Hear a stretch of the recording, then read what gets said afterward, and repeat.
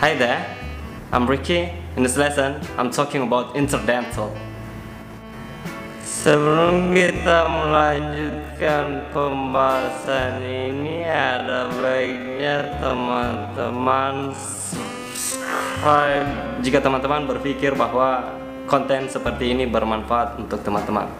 Sounds yang akan kita bahas kali ini sepertinya sedikit agak aneh, karena sounds ini tidak begitu familiar bagi kita. Kenapa saya katakan demikian? Karena sounds ini tidak terdapat dalam bahasa kita. Kadang-kadang teman-teman menggantinya dengan sounds T atau S. Saya mau mencontohkan sedikit kepada teman-teman. Mungkin kalau kita dalam konteks Indonesia, kita bisa saling mengerti satu dengan yang lainnya ketika mengatakan I like your white teeth. Kalian mau mengatakan gigi, kalian bilang white teeth. Teeth.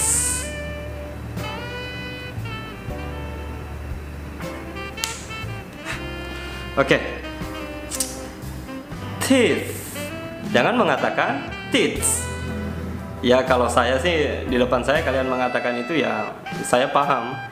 Tapi kalau Western native speaker of English, itulah pentingnya kita mempelajari sounds ini agar tidak terjadi misunderstanding between us. Let's move on and discuss about the sounds. Jadi sounds ini diproduksi dengan mengatupkan gigi atas kita atau upper teeth ya, bukan upper teeth. Our upper teeth and lower teeth, dan diantarai oleh tongue tip. Jadi gigi atas saya dan gigi bawah saya ini hampir bertemu, tapi dia diantarai oleh ujung lidah.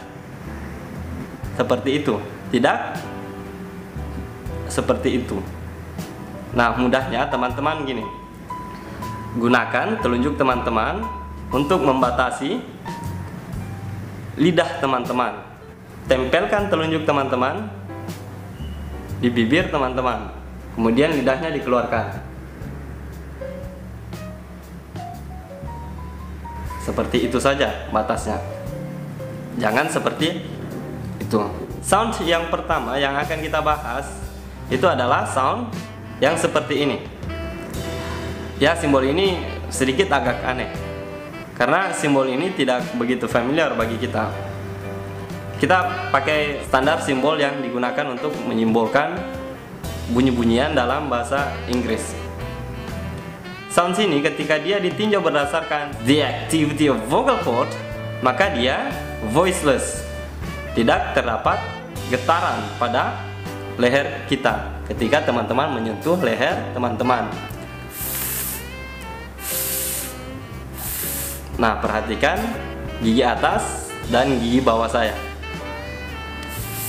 Dia diantarai oleh ujung lidah saya. Udaranya dibiarkan saja keluar.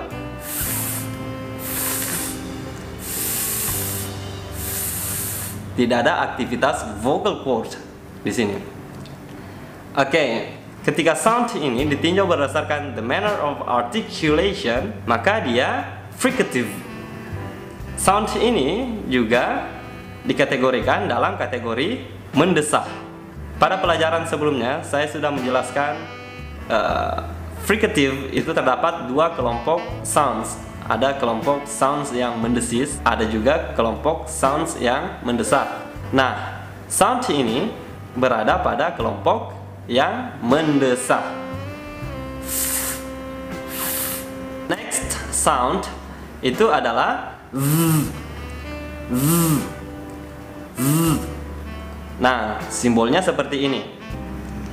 Jadi teman-teman ketika belum terlalu paham apa yang kita bahas pada video ini, sebaiknya teman-teman menonton pelajaran sebelumnya. Itu dari pembahasan pronunciation yang pertama, kedua, sampai pembahasan kita kali ini. Baik, kembali lagi ke sound yang kita bahas ini. Jika sound ini ditinjau berdasarkan the activity of vocal cord, maka dia voiced. Yang pertama tadi voiceless, yang ini voiced. Itu ada aktivitas vocal cord di sini. Nah, di sini juga kita merasakan getaran. Nah, getarannya akan terasa ketika kita memproduksi sound ini. Sound ini berbeda dengan sound yang pertama, yang dimana kita tidak merasakan aktivitas vocal cord ketika kita menyentuh leher kita. Maksudnya, tidak ada getaran. Nah, ketika kita memproduksi sound ini, itu kita merasakan getaran.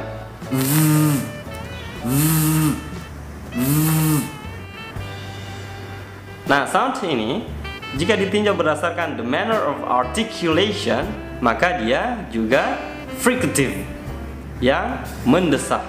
Perlu teman-teman ketahui bahwa pelajaran yang telah kita pelajari itu teman-teman usahakan untuk mempraktekannya dan mengulang-ulanginya. Karena sebagai seorang pembelajar, tidak ada pembelajar yang langsung sempurna. Tapi kita belajar dengan cara mempraktekannya setiap hari, mengulang-ulanginya setiap hari, dan itu yang membuat kita lebih baik dari hari ke hari. Tidak ada yang langsung bagus bahasa Inggrisnya. Ya, seandainya saya bisa membuat teman-teman langsung pintar berbahasa Inggris, ya saya tinggal membuat video, jentikan jari, kalian langsung bisa. Tapi sayangnya saya tidak bisa. Saya bukan penyulap. Itu tergantung teman-teman. Semakin banyak teman-teman mempraktekannya, semakin baik pula jadinya teman-teman. Dan mencari referensi yang lainnya. Banyak sekali pelajaran tentang bahasa Inggris on YouTube. Maaf ya teman-teman, suara saya agak ini karena hidung saya mampek, lagi flu soalnya. Tapi tidak apa-apa lah. Kalau saya butuh untuk bicara dan butuh untuk berbagi, saya tidak usah tunda-tunda. Agar tidak berlama-lama, langsung saya berikan saja beberapa contoh kata untuk dipraktekkan. Through, through, through. Perhatikan posisi lidahnya. Nothing, nothing, nothing. Birth, birth, birth. That, that, that. Father, father, father. Breathe, breathe, breathe. Nah, itulah tadi beberapa contoh kata yang teman-teman bisa praktekkan dan banyak-banyak mengulanginya. Oke, saya kasih satu tambahan ya. Biasanya ketika teman-teman mengucapkan selamat ulang tahun kepada teman-teman kalian atau orang-orang yang kalian cintai atau siapapun itu, teman-teman bilang happy birthday. Itu maknanya selamat hari burung.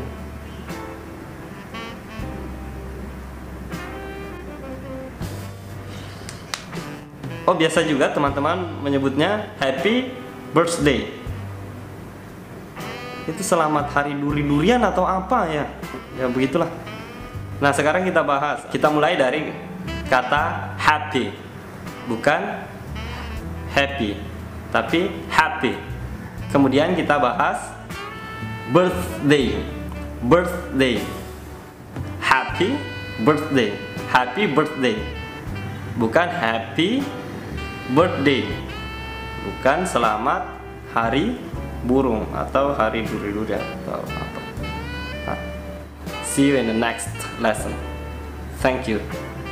Thank you. Thank you. Thank you so much.